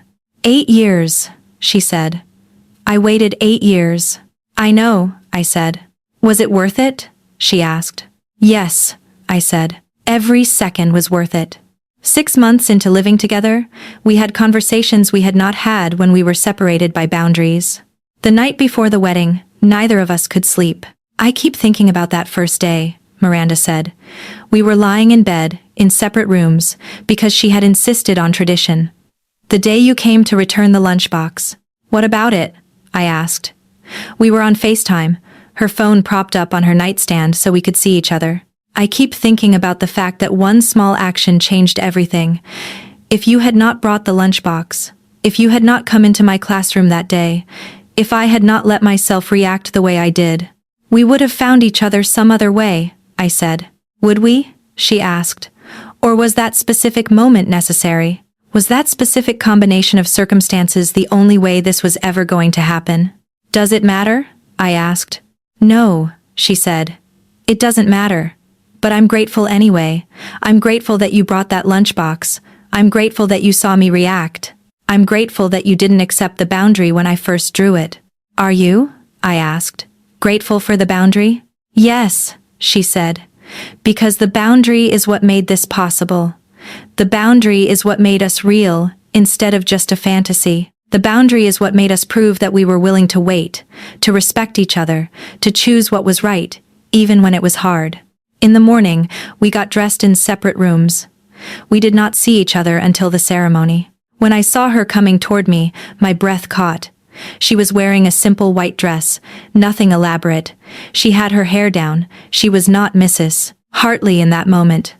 She was just Miranda, the woman I had been waiting for, finally walking toward me without any obstacle between us. "Hi," she said when she reached me. "Hi," I said. "We did it," she said. "We actually did it." "We did," I said. Cass stood beside us, our witness, our child, the reason we had waited. When we exchanged vows, I spoke from the place of 8 years of waiting. "I promise to love you in the way you taught me to love," I said, "with discipline and respect and the choosing of what is right over what is easy. I promise to honor the boundary you maintained, not by continuing to maintain it, but by understanding why you maintained it. I promise to spend the rest of my life proving that the wait was worth it." When Miranda spoke, she cried. "I promise to stop holding back," she said. "I promise to let you know me completely. I promise to stop being afraid that what we built won't last, because 8 years of waiting has already proven that it will. I promise to be fully present in this life we're building together. I promise to never let you wonder if you made the right choice." After the ceremony, after the small celebration with close friends, we went home. We walked through the front door as married people, and it felt both strange and like the most natural thing in the world. "I have something for you," Cass said. She handed us an envelope. Inside was a letter, written in her careful handwriting. "Dear Mom and Miranda, I've been thinking about writing this for months. I wanted to tell you something on your wedding day. I know that you both loved each other for years before you admitted it. I know that you maintained a boundary because of me, because I was your student and you were my teacher. I know that the waiting was hard for both of you. I want you to know that I'm grateful for that. I'm grateful that you chose me over yourselves. I'm grateful that you taught me what real love looks like. Real love is not about passion or urgency. It's about respect and sacrifice, and choosing someone's well-being over your own comfort. You both taught me that by waiting. You both showed me what it means to love someone truly. I'm proud to be your daughter. I'm proud to be part of this family. Congratulations on your wedding. You deserved this. You both did. Love, Cass." We both cried when we read it. "Our daughter is wise," Miranda said. "She learned from the best," I said. That night, we consumed the marriage in the way we had both been waiting to do. It was gentle and patient and full of years of held-back feeling. It was not urgent. It was deliberate. It was the culmination of 8 years of respect and restraint and the choice to do things right. Afterward, we lay together, finally able to just be, finally able to exist together without the weight of boundary or professional distance or the fear of destroying something. "I love you," Miranda said. "I know," I said. "You showed me for 8 years. But now I get to tell you," she said. "I get to say it out loud. I get to express it however I want." "Say it again," I said. "I love you," she said. "I have loved you from the moment you walked into my classroom with that lunchbox. I will love you for the rest of my life." In the following months, we built our life together. We were no longer waiting. We were living. Miranda worked as a teacher at the private school, and she was happy there. She did not have to maintain the careful distance she had maintained in public school. She could be fully herself. She could be warm and open and human with her students, knowing that there was no complicated boundary to maintain. I worked my job, came home to her, and felt grateful every single day for the woman who had respected me enough to wait. Cass went to college, and we were both proud of her. She had grown into a woman who understood boundaries and respect, and the choosing of what was right. She carried those lessons with her. We would visit her, and she would introduce us to her friends as my moms, and no one questioned it. The world had changed enough that our love was not scandalous. It was just love. On our 1-year wedding anniversary, we sat on the porch where I had proposed to her. "Do you ever wonder what would have happened if things had been different?" I asked. "Every single day," she said. "And every single day I'm grateful that they weren't different, because if they had been different, we would not be here. We would not be this solid. We would not have built something that we know will last." "The waiting made us real," I said. "The waiting made us honest," she said. "It made us prove that we were serious. It made us respect each other in a way that most people never get to experience." She took my hand. "I would wait 8 years again," she said. "If I had to do it all over, I would wait again, because you were worth waiting for." That night, as we prepared for bed, I thought about the journey. The lunchbox, the classroom, the blush, the parking lot, the 7 years of waiting, the boundary maintained with discipline and love. And I understood something that had taken me years to fully appreciate. The waiting was not a barrier to our happiness. The waiting was the prerequisite for it. The waiting was what made our love real, what made it solid, what made it capable of lasting forever. That was the gift she had given me by maintaining that boundary. That was the teaching she had offered through her discipline. Real love is patient. Real love waits. Real love respects the world around it and the people in it. Real love is willing to delay its own satisfaction for the sake of someone else's well-being. That was what Miranda had shown me for 8 years. That was what we had built together. That was worth every second. The first year of being married brought new challenges and new joys. Miranda had to adjust to sharing her life completely. She had spent so many years maintaining careful distance, keeping parts of herself protected, that learning to be fully present was its own kind of work. "I'm not used to this," she said one night, about 2 months into marriage. We were lying in bed, and she was crying softly. "Used to what?" I asked. "Being this close to someone. Being this vulnerable. I spent so long building walls, and now I have to learn how to live without them." I held her and did not try to fix it. I just let her process what it meant to finally let someone in completely. Cass adjusted too. She had a new living situation where her mom had a partner, where there were 3 people in the family instead of 2. She handled it with grace, but there were moments when she struggled. "Is it weird for you?" she asked me one day. We were making lunch together in the kitchen. "What do you mean?" I asked. "Having someone else in the house, having someone else who loves you, having to share your attention." I thought about that carefully. "Sometimes," I said. "But mostly it feels right. Like the house was always meant to have 3 people in it, like it was waiting for her." "She looks at you differently now," Cass said, "than she did at school.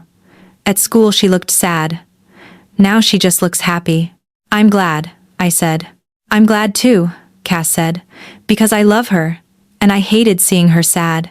We did not talk about the 8 years of waiting with Cass after she turned 16. We did not need to. She had already figured it out. She had already understood what had happened and why it had to happen that way. By the 2nd year of marriage, we had settled into a comfortable life together. We developed routines. We developed inside jokes. We developed the small intimacies that come with shared space and shared time. Miranda was still teaching, but she was different at work now. She was warmer. She laughed more. Her students noticed. "Mrs. Hartley seems happy this year," Cass reported when she visited. She was in college by then, home for winter break. "She is," I said. "Good," Cass said. "She deserves to be happy." In the summer after our first year of marriage, we took a trip together. Just the 2 of us. We went to the coast and rented a small cabin. We spent a week doing nothing but existing together, walking on the beach, reading books, cooking simple meals. It was the first time we had had extended time alone together. Time that was not threaded through with the obligation to get back to our child, to our jobs, to our lives. It was time that was just for us. One evening, we were sitting on the porch of the cabin, watching the sunset. "Do you remember," Miranda asked, "that night in my classroom when you told me you would wait?" "Yes," I said. "I didn't believe you," she said. "I thought you were being romantic, but that reality would intervene. I thought you would get tired of waiting. I thought you would move on." "I almost did," I admitted. "There were times when I considered stopping, Times when I thought it would be easier to just let it go. What stopped you? She asked. You did, I said. Every time I considered giving up, I would remember that you were still there, still maintaining the boundary, still choosing to be Cass's teacher first, still choosing what was right, and I would think, if she can do that, I can wait. She took my hand. Thank you, she said. For waiting, for respecting, for seeing me the way I needed to be seen. Thank you for maintaining the boundary, I said. For teaching me what real love looks like. We sat together as the sun went down, and I thought about how far we had come, from a lunchbox moment to this, from a blush to a marriage, from distance to proximity. The 3rd year of marriage brought new growth. I had been promoted at work. Miranda had been offered a leadership position at her school. Cass had graduated college and moved to the city for her first job. Our lives were expanding, developing, becoming more complex, but the foundation remained the same. It was built on respect. It was built on the choosing of what was right over what was easy. It was built on the understanding that real love requires discipline and patience and the willingness to wait. One evening, about 3 years into our marriage, I found Miranda in the den looking at old photographs. She was holding the picture from our wedding day. I was thinking, she said, about that moment in the classroom when I thought we were going to cross the boundary. Do you remember? I remember, I said. I sat down beside her. I had spent years imagining that moment, she said. Years wondering what it would feel like. And when it finally was happening, all I could think was, we're doing this right. We had waited. We had respected. We had honored the space we were in and the person we were protecting. And that made the moment real in a way that rushing would never have made it. Is that why you pulled back? I asked. That night in the classroom? Yes, she said. Because I realized that if we were going to do this, if we were going to be together, it had to be done right. Cass had to graduate.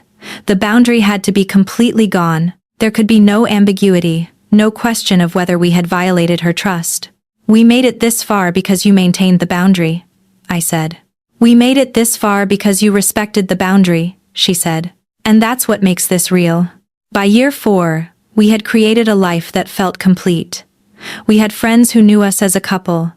We had a community. We had a home that was filled with the objects and rituals of 2 people who had chosen each other. Cass would visit, and she would see the life we had built, and she would smile. You know what I love about this? She said one weekend when she was home. What?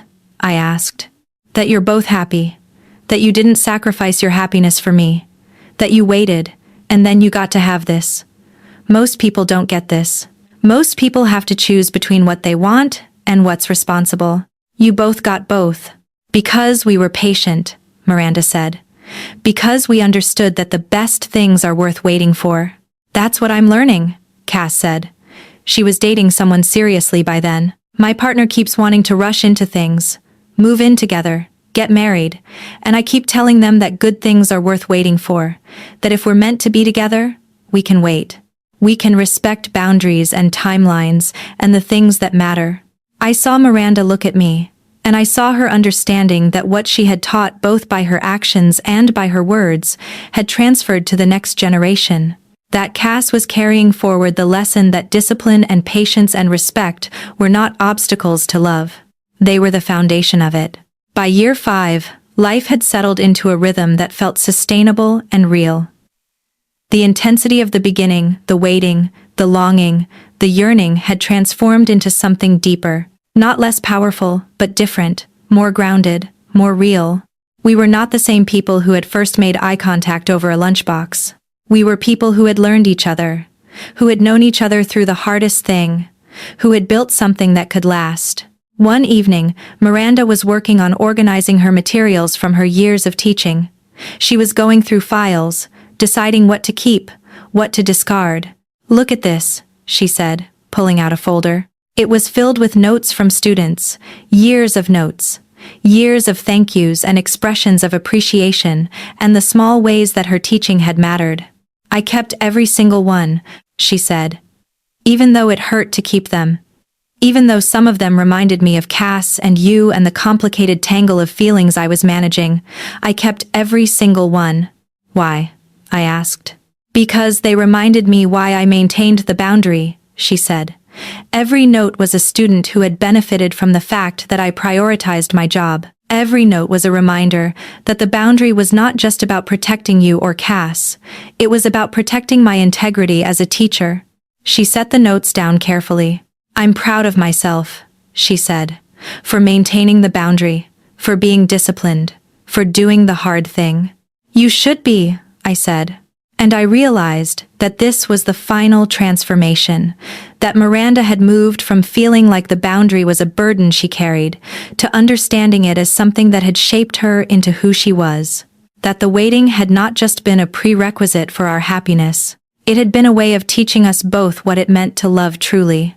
That evening, we looked through the notes together, reading the words of students who had been touched by her teaching, reminded of what she had given up in order to be present for them. They didn't know, I said, what it cost you to be their teacher while also holding back from me. They didn't need to know, she said. That was between us. But I'm glad I did it. I'm glad I made that choice.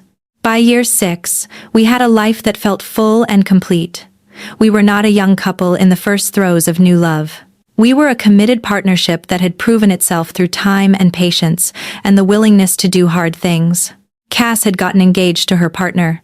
She asked us both to officiate the wedding. It was a beautiful full-circle moment, the child who had been protected by our boundary, now asking us to guide her into her own commitment. I want you both there, she said, because you showed me what real love looks like. You showed me that you can wait. You can respect boundaries. You can choose what's right. And it all turns out okay. On the day of her wedding, I watched Miranda stand beside our daughter, and I saw the journey we had traveled, written in every line of her face. The years of maintaining the boundary, the years of waiting, the years of building something real. And I understood, finally, completely, what she had been teaching me all along. Love is not a feeling that overwhelms you and carries you away. Love is a choice. Love is discipline. Love is the daily decision to honor someone else's well-being above your own immediate wants. Love is patience and respect, and the understanding that the most valuable things take time. We had waited 8 years. We had maintained a boundary that seemed impossible. We had chosen what was right over what was easy. And we had built something that would last. Years later, when we would tell this story to people, they would often ask the same question. Was it worth it? Was it worth 8 years of waiting? Was it worth the boundary, the distance, the careful restraint? We would always answer the same way. Yes, because the 8 years were not wasted time. The 8 years were the foundation upon which everything else was built. The 8 years taught us what love actually means. Most people, we realized, do not get to learn this lesson. Most people fall in love, and it feels like falling. It feels like being carried away by something larger than yourself. It feels like urgency and passion, and the need to have the other person right now. We fell in love, and it felt like discipline. It felt like respect. It felt like the slow, careful building of something that would last. We fell in love, and we did not act on it for 8 years. And that choice, that deliberate, painful, difficult choice, is what made us real. There are people who say that true love cannot wait. That if you really love someone, you have to be with them immediately. You cannot deny yourself. You cannot maintain a boundary. But we proved something different. We proved that love that can wait is stronger than love that cannot. Love that can respect is deeper than love that is selfish. Love that can choose someone else's well-being is more real than love that only thinks about its own satisfaction. And we would not trade the 8 years for anything. Because those 8 years changed us. They taught us who we were and what we valued. They taught Miranda that she was capable of extraordinary discipline in service of her integrity. They taught me that I was capable of respecting something I desperately wanted. They taught both of us that real love is not about what makes you happy right now. It is about what is right, what is honest, what will last. By the time we were together, we had already proven ourselves to each other. We did not have to wonder if it would last. We already knew. We had waited 8 years. We had maintained a boundary. We had chosen what was right over what was easy. If we could do that, we could do anything. Years into marriage, when things were hard, when we had to navigate the complexities of blending a family, when we had to make difficult decisions, when we had to choose each other, even when it would have been easier not to, we would remember the 8 years. We would remember the parking lot, the grocery store, the assembly, the professional development day. The moment when she said, "That's too long," and we knew we only had one more year to wait. And we would be grateful. Grateful for the waiting. Grateful for the boundary. Grateful for the choice to do things right instead of easy. People often ask us what advice we would give to other people waiting for love. Our answer is simple. Wait. Respect the boundary. Choose what is right. Trust that if the love is real, it will be worth the waiting. Because the best things in life are worth waiting for. Because love that can wait is the kind that lasts. Because discipline is its own form of power. We waited 8 years for this life, for this marriage, for this partnership, and every second of the wait was worth it. Every blush, every parking lot confrontation, every grocery store encounter, every professional development day, every moment of restraint. All of it, every single second. Because what we built on the foundation of that waiting is real. It is solid. It will last forever. That was the lesson of the lunchbox. That was the lesson of the boundary. That was the lesson of love that waits. "Tell me about the first year," I said one evening. We were in bed, not asleep, talking in the dark the way people do when they can finally be honest. "The first year was unbearable," she said. "I kept telling myself it would get easier, that the intensity would fade. It didn't fade, it just got more complicated." "You could have asked me not to volunteer," I said. "I know, but I didn't want you to stop. That's the thing that scared me. I wanted you there, even though it was destroying me. I wanted you to keep showing up." I reached for her hand in the dark. "In February of the first year," she continued, "I sat in my car for an hour after school just to cry. I had never done that before. I'm not a person who cries. But I sat in my car and cried because I had seen you in the hallway and you had smiled at me, and I had to pretend I didn't know you." "I didn't know you were suffering that much," I said. "Of course you didn't. That was the point. The point was to hide it. The point was to maintain the boundary so completely that you would never have to carry the weight of my feelings on top of everything else." "But I was carrying something," I said. "I was carrying the waiting." "I know," she said. "That's why I couldn't let you see how much it cost me. If I had let you see the full cost, you might have asked me to stop maintaining the boundary, and then we would have had to make a choice that affected Cass." We sat with that for a while. "Do you think it would have been different if you had let me know?" I asked. "Probably," she said. "You probably would have tried to make it easier. You probably would have backed off. And then 7 years later, we would have missed all of this because we would have given up too early." "I wouldn't have given up," I said. "You might have. Love without hope dies. I had to make sure you had hope. I had to make sure the boundary existed so that you would believe that eventually it could be broken." By spring, we had settled into a rhythm that felt sustainable. Miranda was teaching at the private school and seemed lighter somehow, less burdened. She smiled more. She complained about her day the way normal people do, instead of carrying everything silently. "I had forgotten what it was like to just be," she said one morning. "To not have to maintain something all the time, to be able to just exist with someone without calculating the cost." Cass was adjusting to high school. She had made new friends. She mentioned Mrs. Hartley less frequently now, and when she did, it was without the sadness that had characterized year one. She had moved on in the way children do. She had accepted that her former teacher was with her mother, and she had decided it was okay. One afternoon, Cass came home and said, "Mrs. Hartley, I mean," Miranda said. I could call her Miranda now, since she's not my teacher anymore. "How do you feel about that?" I asked. "It's weird," Cass said, "but it's okay weird. Like, it makes sense now that you're together. It's like everything that didn't make sense before makes sense now." "Does it bother you?" I asked. "That we're together?" "No," Cass said. "It actually makes me happy, because I know she makes you happy, and I know you make her happy. When she was my teacher, she looked sad a lot. Now she doesn't. So, I'm glad." The wisdom of children was sometimes startling. In May, On what would have been 1 year since the boundary broke, Miranda took me back to the school. "I wanted to show you something," she said.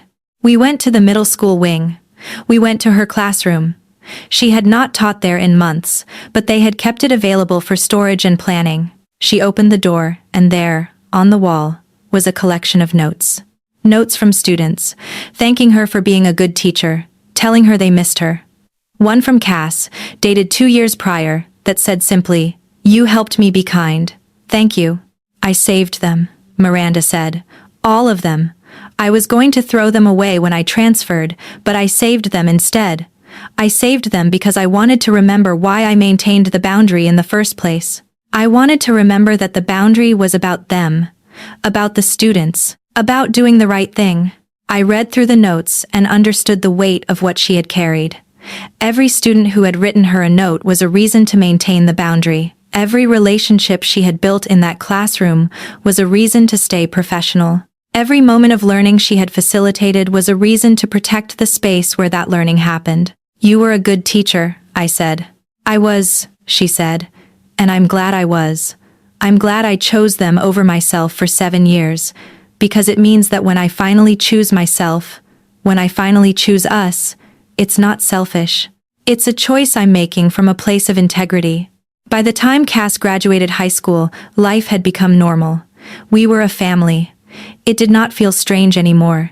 It felt like the thing that had always been supposed to happen. On the day of her graduation, I saw Miranda in the audience. She was not participating in the ceremony, that boundary we had learned to respect, but she was there. She was there to see my daughter graduate. Afterward, Cass found us both and hugged us. Not separately, hugged us both at the same time, her arms around both of our shoulders. "Thank you," she said to both of us. "For what?" Miranda asked. "For waiting," Cass said. "For doing things the right way. For teaching me that love isn't about what you want right now.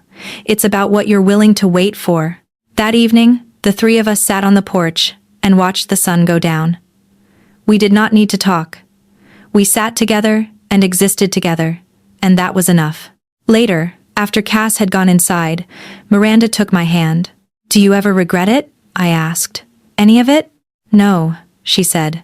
"I regret the suffering, but the suffering was the price for getting to this place, and this place is worth every second of suffering." "I love you," I said. "I know," she said. "You showed me every day for 7 years, even when you weren't allowed to say it. You showed me by respecting the boundary. You showed me by waiting. You showed me by choosing my integrity over your immediate wants." "That was the hardest thing I've ever done," I said. "I know," she said. "That's why I love you. Because you did the hard thing. Because you chose right when you could have chosen easy." We sat together as the light faded. We sat in the knowledge that we had done something rare. We had loved each other from a distance. We had maintained a boundary that protected everyone. We had waited when waiting felt impossible. And we had built something real, something solid, something that would last because it was built on the foundation of 7 years of respect, discipline, and the choosing of someone else's well-being over our own comfort. That was love, real love. The kind that does not announce itself with urgency, the kind that proves itself through time. That was worth 7 years. That was worth all of it.